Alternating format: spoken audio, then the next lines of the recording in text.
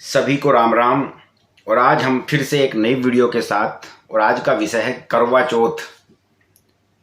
करवा चौथ जो आज है, वीडियो में लेट बना रहा हूँ, बस सबसे परेशान होकर बना रहा हूँ। मैं यूट्यूब पे जाता हूँ तो इतनी वीडियो करवा चौथ करवा चौथ, करवा चौथ में ये पूजन करो, करवा चौथ में ये पूजन करो, करवा चौथ में ये गिफ्ट रखो, ये गिफ्ट मिलना, पति ने ये गिफ्ट दिया, पति ने उसका गिफ्ट दिया, और करवा चौथ पे तो ये गिफ्ट दे दिया। गूगल पे जाओ तो वहां पे भी करवा चौथ। दोस्तों, मैं आज आपसे सिर्फ एक चीज, एक विनती कर रहा हूं। हर पति और पत्नी को ये वीडियो देखनी चाहिए, ये जरूर देखना और पूरी वीडियो देखना, क्योंकि करवा चौथ क्या है, किस पर्पस से ये मनाई जाती थी, किसने ये पहले मनाई, वो भी 90% लोग नहीं जानते। 90% औरतें या आदमी, मनुष्य नहीं जानते इसको। बस आजकल तो करवा चौथ साधनों से करवा चौथ हो रही है। भाई हो तो सही मायने में तो ये कहूं कि हर त्योहार ही, हिंदू धर्म का कोई भी त्योहार हो, सब साधनों से बना दिए हैं। साधन से कहीं आपकी भक्ति होती है? किसी को पता ही नहीं। भाई साधन जहां पे आ गए ना, वहां पे भक्ति नाम खत्म हो गया, भक्ति खत्म हो गई। साधनों से भक्ति नहीं होती, भाव से भक्ति होती है। और जो ये करवा चौथ का व्रत है, अगर मैं इसी की बात करूं अब, तो करवा चौथ के व्रत पे भाव होना जरूरी है। और किस भाव से आप उस व्रत को रख रहे हो। व्रत तो हमारी शुद्धि के लिए है, हमारी बॉडी की शुद्धि के लिए है। हमारे शरीर, जो शरीर के दो पार्ट है, एक शरीर, जो शरीर है, बॉडी है ये, और एक है मस्तिष्क। ये दोनों की शुद्धि के लिए व्रत रखे गए हैं, चाहे वो कोई सा भी व्रत हो। और करवा चौथ का व्रत भी एक बहुत महत्वपूर्ण है। ये भी दोनों चीज के लिए रखा जाता है। करवा चौथ का व्रत सबसे पहले किसने रखा? देवताओं की पत्नियों ने। जब राक्षसों से लड़ाई हो रही थी देवताओं की, वे हारने लग रहे थे, उनके प्राणों पर संकट आ गया था, तो सभी देवियां मिलकर ब्रह्मा जी के पास गई और ब्रह्मा जी से मिलकर उन्होंने पूछा कि भाई क्या कर रहे हैं, वहां तो बहुत युद्ध तगड़ा चल रहा है और बहुत दिक्कत है। तो उन्होंने कहा तुम करवा चौथ का व्रत रखो, तुम अपने पतियों के लिए एक दिन का व्रत रखो। यानी कि वो क्यों रखा? क्योंकि जब कोई समृद्ध हो जाता है ना ज्यादा, तो वो भगवान की भक्ति में लीन नहीं होता। वो फिर सब, जैसे आज की डेट में साधन, जिसके पास पैसा है ना, वो पति ने साड़ी दे दी, पति ने गिफ्ट दे दिया, घर दे दिया, सोने की अंगूठी दे दी, हीरे की अंगूठी दे दी इस करवा चौथ पे। जब यहाँ पे जब साधन आ जाते हैं ना, तो साधन में भाव खत्म हो जाता है, भक्ति खत्म हो जाती है। ब्रह्मा जी ने इसीलिए देवताओं की पत्नियों को बोला, जो कभी नाम नहीं लेती थी प्रभु का, कि आप एक दिन का व्रत रखो और उस दिन आपको भगवान की, शिव की, पार्वती की, प्रभु की साधना करनी है, जप करना है, पूरे दिन जप करो, ध्यान लगाओ। आपके पति बच जाएंगे, वे जीत जाएंगे, समृद्धि आ जाएगी, खुशी आ जाएंगी।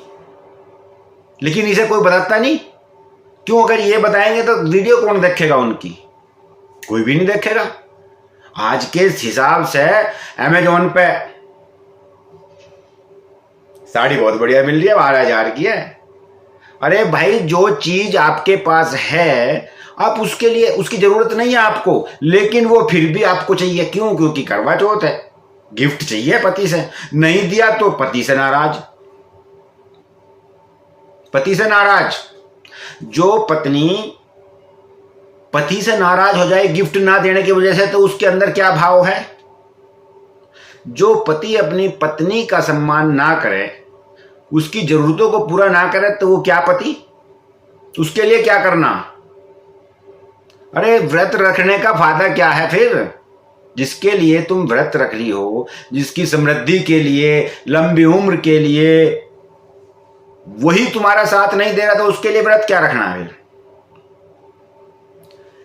पति और पत्नी क्या होते हैं?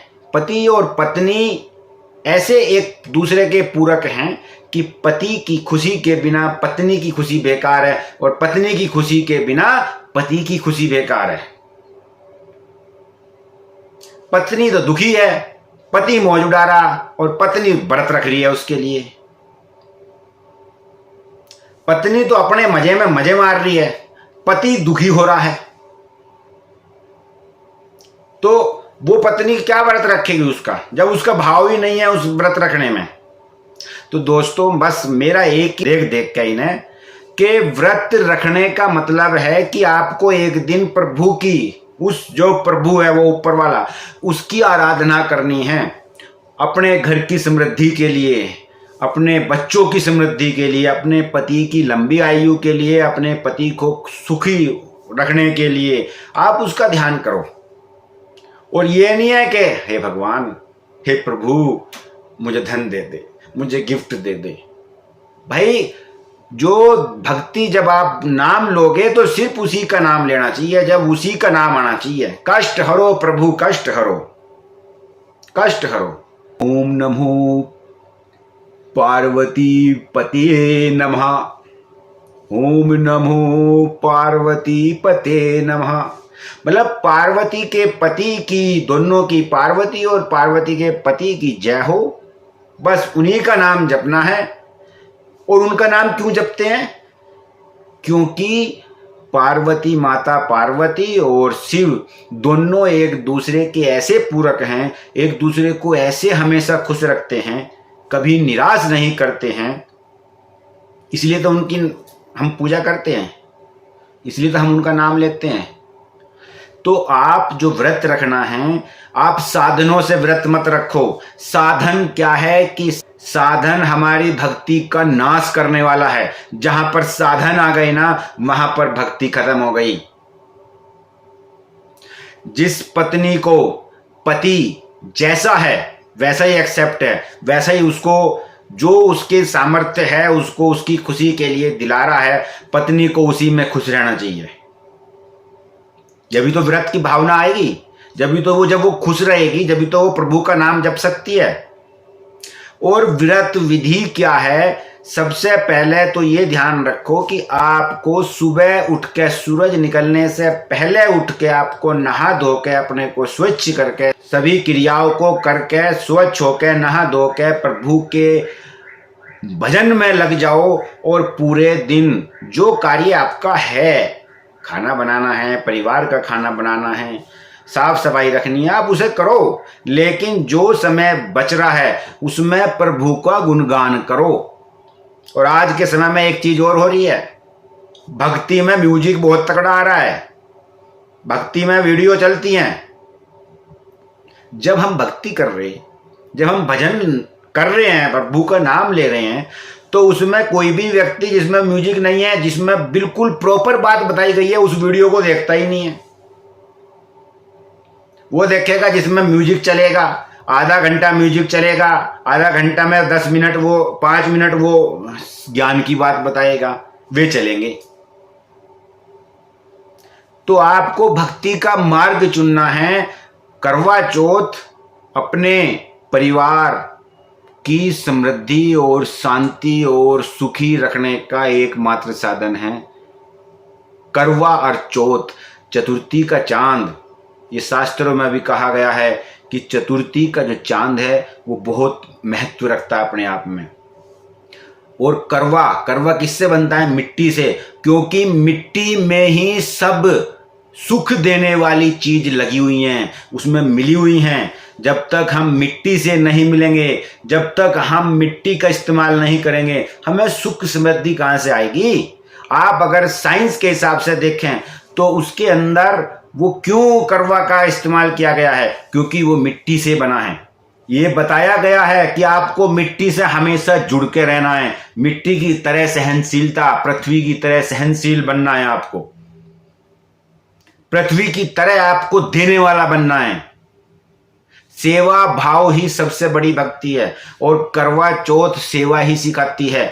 करवा चौथ पे आपको अपनी पूरे दिन की क्रिया में जितना समय आप भक्ति में लगाओगे, भजन में लगाओगे, तभी आपकी क्रिया सफल होगी, तभी आपका भजन सफल होगा, तभी आपका व्रत सफल होगा।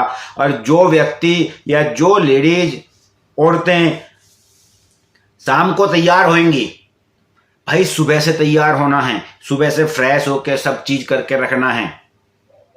मेहंदी का इस्तेमाल इसलिए किया जाता है क्योंकि मेहंदी सुहाग जो होता है उसकी निशानी होती है। जैसे वो मेहंदी लगने के बाद रंग देती है, ऐसे ही शादी होने के बाद हमेशा आपके जीवन में आपका जीवन रंगों से भरा रहे, इसलिए मेहंदी लगाई जाती है।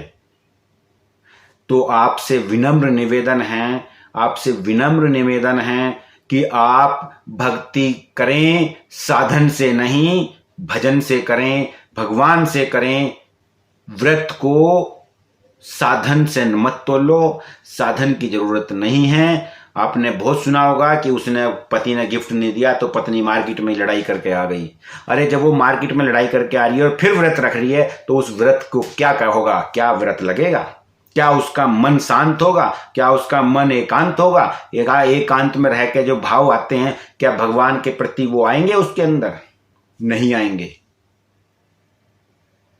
इसलिए साधनों से नहीं, भगवान से भाव रखो, जब आपका व्रत सफल होगा। बस इतना ही बोलना था मुझे। अब आपको कैसी लगेगी वीडियो ये तो मुझे पता नहीं, लेकिन मैंने जो कहा है वो बिल्कुल सत्य है। जो शास्त्रों में लिखा है, जिस तरीके से हमें व्रत करना है वो व्रत की विधि बतलाई है। जितना हो सके ज़्यादा से ज़्यादा जो आपके पास समय है उसमें प्रभु का भजन करना है आपको। और वो वीडियो म्यूजिक चला के नहीं, अपना बैठ के एकांत में बैठ के जब ध्यान करना है, प्रभु का नाम लेना है। ओम पार्वती पते नमः, ओम पार्वती पते नमः, ओम पार्वती पते नमः।